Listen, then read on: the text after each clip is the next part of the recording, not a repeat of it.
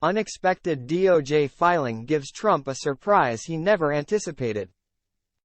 The Department of Justice, DOJ, recently made a major filing in the defamation case of E. Jean Carroll versus Donald Trump. You may be wondering why the Department of Justice is involved in this case. To understand this, let's delve into procedural and legal history together, and everything will become clear. There are currently 2 defamation cases against E. Jean Carroll in federal court for the Southern District of New York before Judge Lewis Kaplan. These cases are known as E. Jean Carroll I and E. Jean Carroll II. E. Jean Carroll II recently went to trial, where E. Jean Carroll emerged victorious.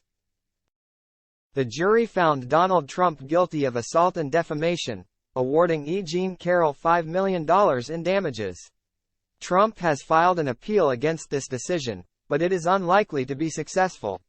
On the other hand, E. Jean Carroll I is based on defamatory statements made by Trump during a different period, specifically in the summer of 2019 while he was still in office. E. Jean Carroll I is so named because it was the first case filed by E. Jean Carroll.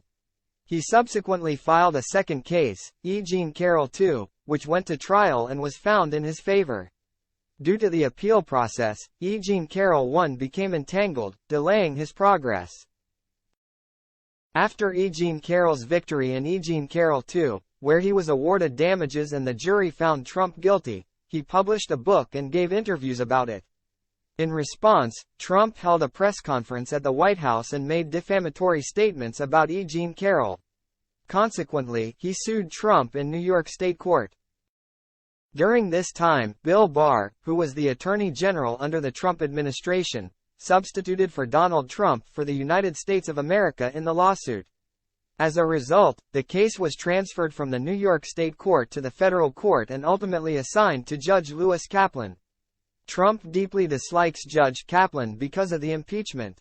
It should be noted that Trump has disdain for any judge who does not rule in his favor, since he does not abide by the law. E. Jean Carroll challenged the replacement of the United States government by Donald Trump in his lawsuit. The argument put forward by the United States government, under the Westfall Act, asserted that he could substitute for a government employee when the employee's conduct fell within the scope of his employment.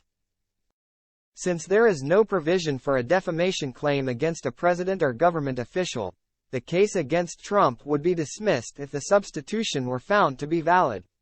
However, Judge Lewis Kaplan ruled that Trump did not meet the criteria for a government employee under the Westfall Act.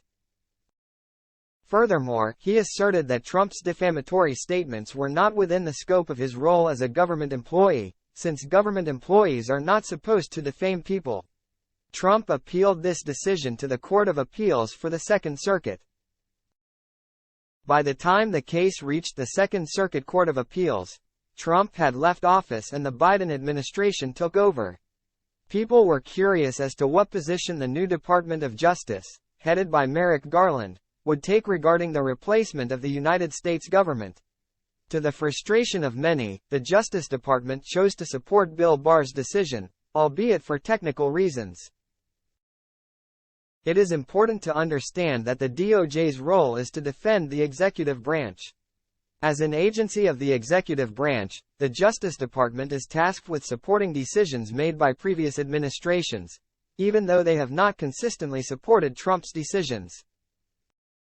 In this case, the Justice Department argued that Trump's defamatory statements were made during a press conference in his capacity as president. Although they may not endorse the specific statements, they were intended to shield the presidency from defamation lawsuits stemming from statements made during press conferences. The Justice Department's reconsideration of its position in the E. Jean Carroll defamation case against Donald Trump has sparked significant speculation and debate. Legal experts, media commentators, and the general public are closely watching these developments, as they could have far-reaching implications for the legal liability of a sitting president and the limits of presidential immunity. To fully understand the significance of the recent Justice Department filing, it is essential to delve into the history of the case and the legal arguments that have been made. The E. Jean Carroll defamation case revolves around allegations by Carroll, a renowned writer and advice columnist, that Donald Trump sexually assaulted her in the dressing room of a Bergdorf Goodman department store in the 1990s. Trump vehemently denied the allegations and publicly disparaged Carroll, calling his claims lies.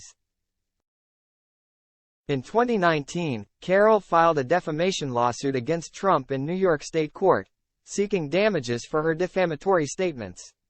However, the case took an unexpected turn when the Department of Justice intervened, under the leadership of then Attorney General Bill Barr. Barr's Justice Department sought to substitute the United States as the defendant in the case, arguing that Trump's remarks were made within the scope of his presidential duties. This move effectively shifted the case from state to federal court. The substitution of the United States as defendant was based on the Westfall Act, which allows the government to replace a government employee in a civil suit when the alleged actions occurred within the scope of their employment. The Justice Department's justification for this substitution was to protect the presidency from potential defamation lawsuits stemming from statements made by a sitting president. This decision was met with considerable controversy and criticism, with many questioning its legal and ethical justifications. Judge Lewis Kaplan, who was presiding over the case, initially ruled against Carroll's challenge to the substitution and agreed with the Justice Department's position. However, the ruling was appealed to the Second Circuit Court of Appeals, which reversed Judge Kaplan's decision. The appeals court concluded that Trump's defamatory statements fell within the scope of his employment as president, but the question of whether they were made within the course and scope of his employment required further examination. The case was subsequently referred back to Judge Kaplan for further proceedings. Meanwhile, a separate libel case brought by Carroll, known as E. Jean Carroll II, went to trial. In a significant victory for Carroll, the jury found Trump liable for defamation and awarded him $5 million in damages. As the trial of E. Jean Carroll II unfolded, new evidence emerged about Trump's motivations and continued defamatory statements against Carroll. These events led Carroll's lawyers to seek permission from Judge Kaplan to amend his claim in E. Jean Carroll I.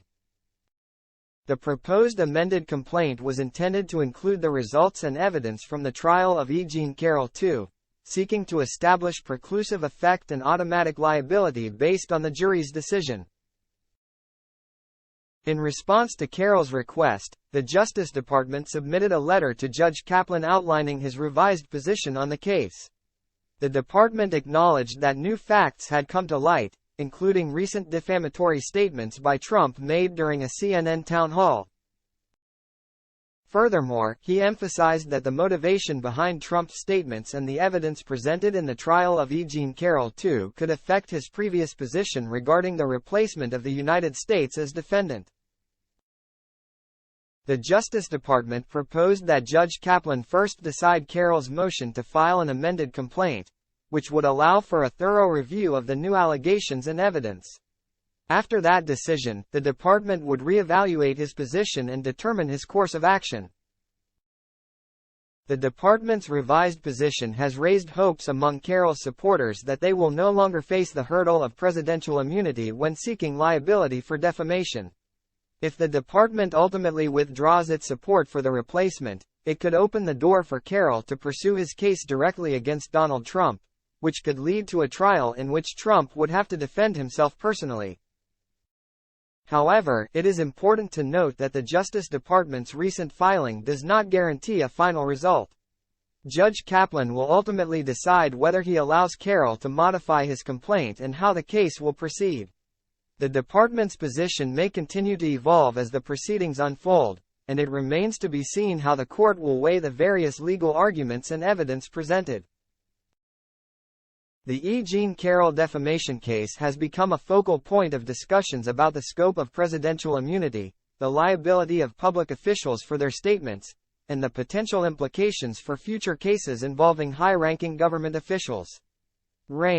As legal proceedings continue, the outcome of this case could shape understanding of defamation law and presidential responsibilities for years to come.